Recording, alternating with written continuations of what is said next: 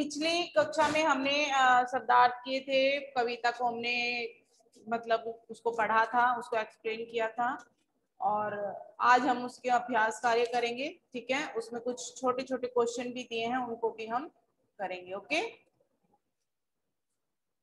किसने स्वतंत्रता की चिंगारी सुलगाने में अपनी अस्थियां जला दी? किसने? स्वतंत्रता सेनानियों ने। ओके, स्वतंत्रता सेनानियों ने।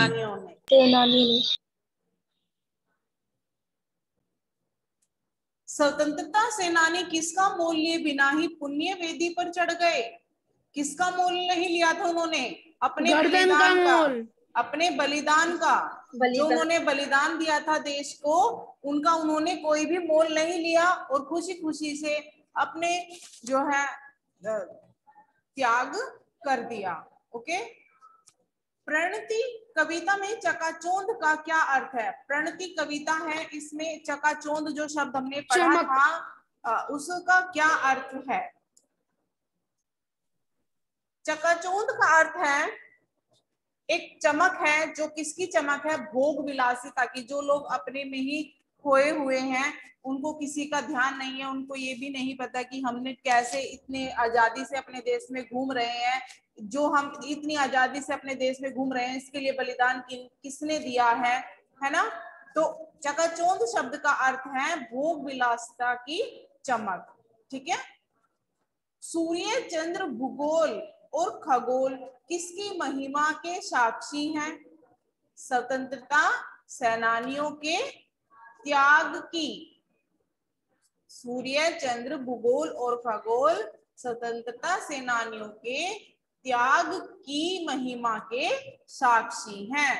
ओके, ये सब सभी बच्चे अपनी पुस्तक में, अपनी बुक में करेंगे। ओके,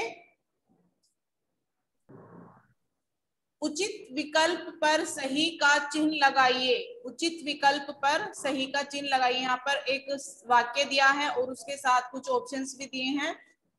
वाक्य क्या है? स्वतंत्रता सेनानियों ने स्वतंत्रता की चिंगारी सुलगाने के लिए जलाई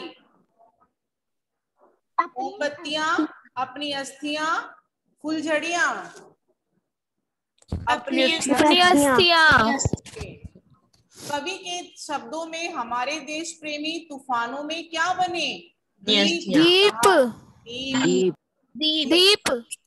स्वतंत्रता प्रेमियों की गर्जन से कौन सहम उठा? आकाश, पाताल, धरती। धरती। कवि किसके इतिहास से अनभिज्ञ होने की बात कर रहे हैं? सूर्य को, चंद्र को, चकाचौंध के मारे अंधे को। चकाचौंध के मारे अंधे को।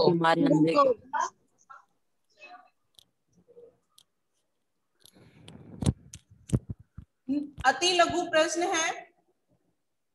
निम्नलिखित प्रश्नों के उत्तर एक या दो शब्दों में दीजिए। ओके, कवि किसे जय बोलने के लिए कह रहे हैं? अपनी लेखनी से। किसे जय बोलने के लिए कह रहे हैं? अपनी लेखनी से। कवि किसकी जय बोलने को कह रहे हैं? स्वतंत्रता सेनानियों की। स्वतंत्रता प्रेमियों ने कौन सी चिंगारी सुलगाई? क्रांति की भावना की चिंगारी। स्वतंत्रता सेनानियों के सिंहनाद से कौन सहम उठी? धरती। कवि के अनुसार कौन इतिहास से अनभिज्ञ है? भोग विलासिता में डूबे लोग। किनके सिंहनाद से पृथ्वी अभी तक डोल रही है? स्वतंत्रता सेनानियों के।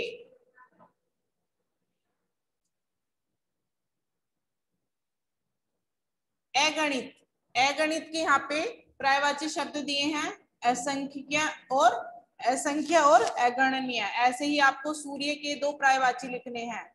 सूर्य के क्या होते हैं? दिनकर, रवि या सूरज। बहुत सारे होते हैं, आपको उनमें से कोई भी दो लिखने हैं। जैसे मैंने यहाँ पर लिखा है दिनकर और रवि। गर्दन, गला, ग्रीवा। चंद्र, चंद्रमा, चांद।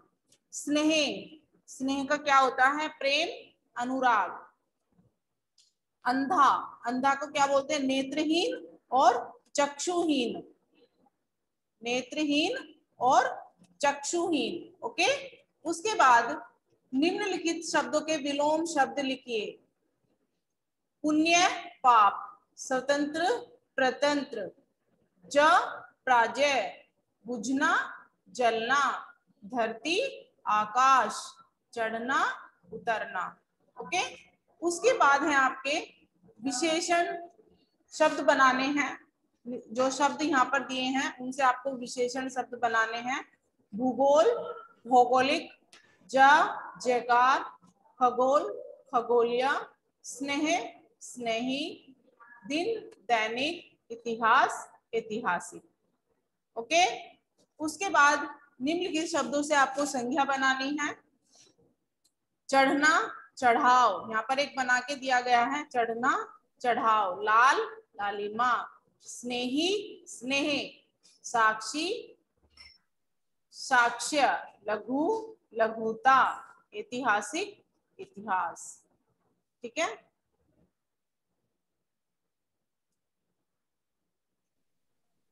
सिंहनाद, इतिहास, भूगोल तीनों शब्द दो दो शब्दों से मिलकर बने हैं। इनके संधि विच्छेद का अर्थ भी स्पष्ट करना है। सिंहनाद, सिंह जमा नाद, सिंह के समान गर्जन। इतिहास, इति जमा हास, बीते समय की जानकारी। भूगोल, गोल, पृथ्वी। ठीक है, ये आपको इसमें लिखना है। ओके, उसके बाद यहाँ पर ये जो शब्द दिए हैं, अब नीचे दिए गए प्रत्येक शब्द का पद परिचय लिखे। यहाँ पर जैसे छिटकाई शब्द दिया है, तो ये कौन सा शब्द है? संज्ञा है, विशेषण है, क्रिया है? तो यहाँ पर ये क्रिया हो जाएगी। क्रिया, स्त्रीलिंग और बहुवचन। ठीक है, उसके बाद अस्थियां लिखा हुआ है। अस्थियां क्या है? संज्ञा शब्द है, स्त्रीलिंग है और बहुवचन है। ठीक है, ये सब मैं आपको यहाँ पर मैंने 2 कराए हैं, मैं ये पीडीएफ में सेंड कर दूंगी, आप वहां से इनको कंप्लीट कर लेना। ओके।